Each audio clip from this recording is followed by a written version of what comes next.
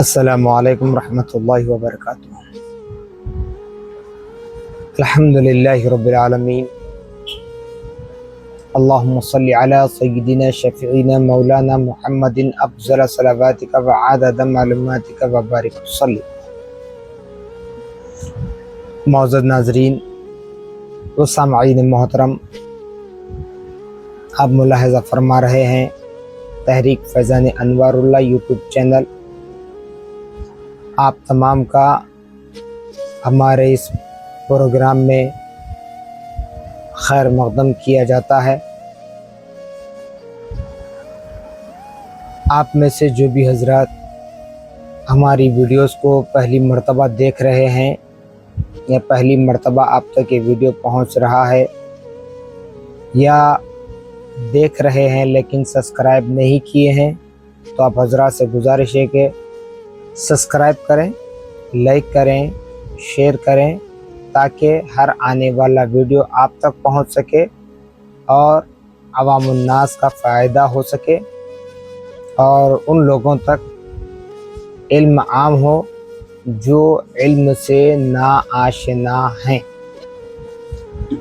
بہرحال معزز ناظرین و سامعین محترم، جیسا کہ ربیع المنور کی آمد کے سلسلے میں ہم نے درود پاک پر بات شروع کی تھی، اسی سلسلے کی ایک اور کڑی کو آگے بڑھاتے ہوئے ہم آپ کی خدمت میں یہ پیش کرتے ہیں کہ درود پاک کا پڑھنا کہاں سے، کس لیے، کیوں ضروری ہوتا ہے۔ جیسے کہ درود کو پڑھنے کے واقعات آپ نے سنے، کل کی نشست میں شہد کی مکھی کے متعلق آپ نے سماعت فرمایا۔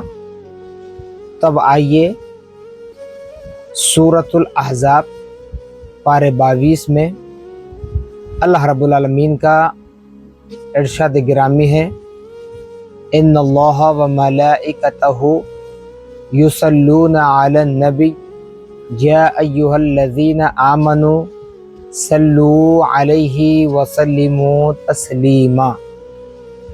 اہل سنت والجماعت کے عقائد کے اعتبار سے اس آیت مبارکہ کو سنتے ہی درود پاک کا ورد کیا جاتا ہے۔ تو جان لیں، جیسے کہ درود پاک کے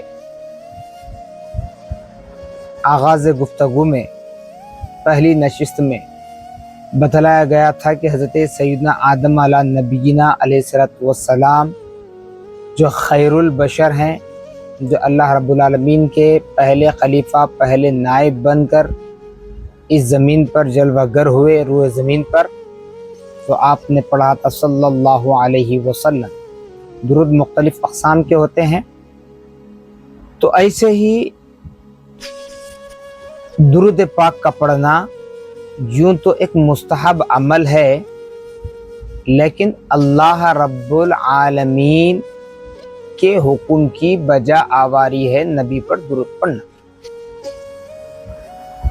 اگر اس بات کو احکام اسلام کے تحت اگر سوچا اور سمجھا جائے، تصور کیا جائے کہ کیوں پڑھیں، احکام اسلام سے اس کا کوئی ثبوت نہیں ہے، تو اس بات کو ذہن میں بٹھا لیں کہ قرآن اللہ رب العالمین کا کلام ہے۔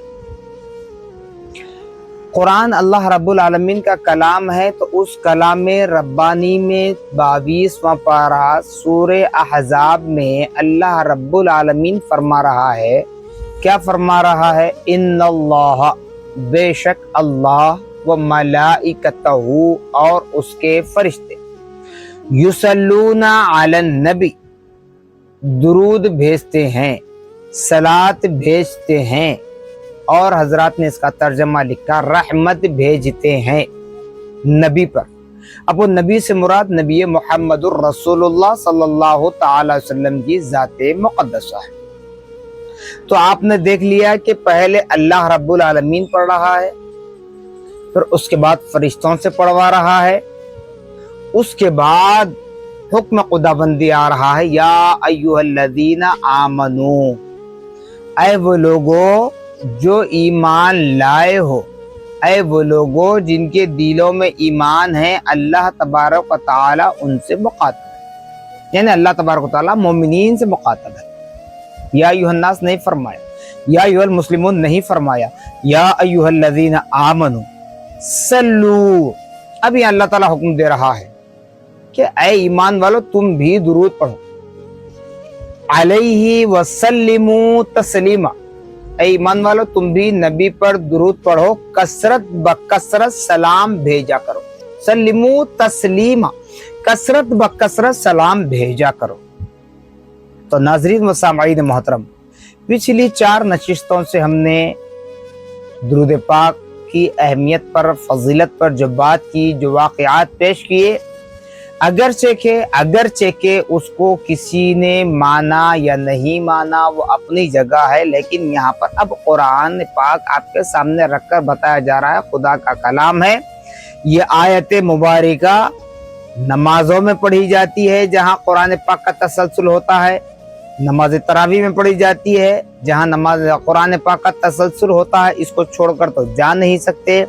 اس لیے کہا گیا کہ اگر مسرور نہ صحیح تو مجبور صحیح آپ کو درود پڑھنا ہوگا۔ جیسے آپ کو یہ بتایا گیا تھا کہ نماز میں پڑھا جاتا ہے، اختلاف ختم کرنے کے لیے اس کو درود ابراہیم کا نام دیا گیا، لیکن شروع نبی محمد رسول اللہ صلی اللہ علیہ وسلم سے ہی ہو رہا ہے، یعنی کہ باضابطہ طور پر وہاں وسیلے کی بات بھی بتائی جا رہی ہے درود پاک میں، درود ابراہیم میں۔ تو ایسے ہی ناظرین و سامعین محترم، اگر درود نہیں پڑھنا ہے، سلام نہیں پڑھنا ہے، یہ اپنا اپنا اختیار ہے۔ ہماری زندگی، ہماری لائف، ہمارا اختیار، ہمارا چوائس، ہماری قبر کا جواب ہم کو دینا ہے، لیکن انکار نہ کریں، نہیں پڑھتے مت پڑھیں، یہ آپ کی مرضی ہے، ہر کسی کو اپنی قبر کا جواب دینا ہوگا۔ آپ میری قبر کا جواب نہیں دیتے، میں آپ کی قبر کا جواب نہیں دے پاتا، تو اس لیے ہم کو اپنی اپنی قبر کا جواب دینا ہے۔ تو یہاں پر ہمیں چاہیے کہ جتنا ہو سکے عمل کرنے کی کوشش کریں، سلام پڑھیں۔ اب یہاں پر اللہ تعالیٰ قید نہیں لگا رہا، سلام کے لیے بھی آپ کھڑے رہ کر پڑھنا ہے، بیٹھ کر پڑھنا ہے، لیٹ کر پڑھنا ہے، قید نہیں ہے، آپ جس انداز میں چاہیں نبی کی خدمت میں سلام پیش کر سکتے ہیں۔ اب درود پاک نماز میں پڑھا جا رہا ہے تو وہ عمل درست تو نماز کے باہر غلط کیسے ہو سکتا ہے؟ کیونکہ خدا کا کلام ظاہر میں بھی وہی ہے، باطن میں بھی وہی ہے، تنہائی میں بھی وہی ہے، اجتماعیت میں بھی وہی ہے، روز اول میں بھی وہی ہے، آج بھی وہی ہے، روز آخر بھی وہی قرآن پاک رہے گا، اسی قرآن کا حکم چلتا رہے گا۔ اگر احکام اسلام کے اعتبار سے اگر بات کریں تو یاد رکھ لیں قرآن اسلام کا مصدر اول ہے، بالکل اختتام کی جانب آ رہا ہوں، ذہن میں بٹھا لیں، قرآن اسلام کا مصدر اول ہے، تو قرآن کا حکم فرض ہے۔ فرض کسے کہا جاتا ہے؟ جو دلیل قطعی سے ثابت ہو، وہ فرض کے دائرے میں ہے۔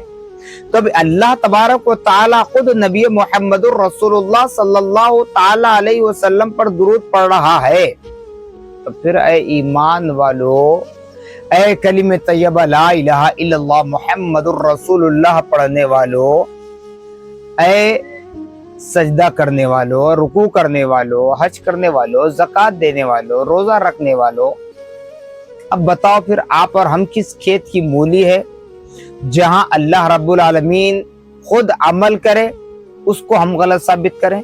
تو بہرحال جیسے میں نے بتلا دیا کہ یہ اپنی اپنی مرضی ہے، your life, your right, your choice.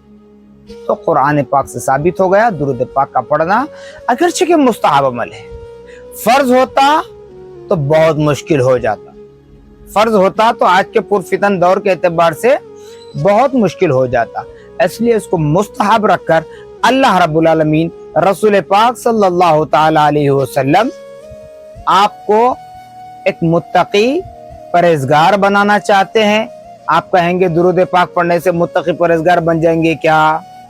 بالکل. کیوں؟ جب درود پاک پڑھیں گے، نبی سے محبت ہوگی تو آپ متقی پرہیزگار بننے کا راستہ اختیار کریں گے. کیسے؟ جب آپ کے گھر، آپ یا کسی کے گھر مہمان بن کر جائیں گے، اگر جب آپ کسی کے گھر مہمان بن کر جائیں، وہ آپ کی اچھی طرح خاطر تواضع کریں، آپ کی عزت کریں، آپ کی شایان شان پکوان کر کے کھلائیں اور پلائیں، تو کیا آپ کے دل میں محبت نہیں بڑھتی؟ کیا آپ کے دل میں آپ کے رشتہ دار سے، آپ کے دوست احباب سے محبت نہیں ہوتی؟ جب محبت ہوتی ہے تو ہوتا کیا ہے، آپ بھی ان کو اپنے گھر بلاتے ہیں، ان کی خاطر تواضع کرتے ہیں، تو یہ محبت کا رشتہ بڑھانے کا ایک ذریعہ بنتا ہے.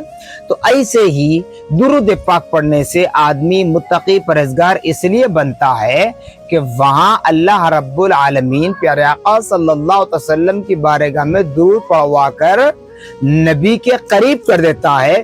جب ہمارے گناہگار دلوں میں، ان گناہگار دلوں میں اگر نبی کی محبت کی جگہ بن جائے تو پھر یہ دل سیاہ نہیں ہو سکتا، بلکہ متقی پرہیزگار بن سکتا ہے، اور مضبوط روح ہماری طاقتور بن جاتی ہے.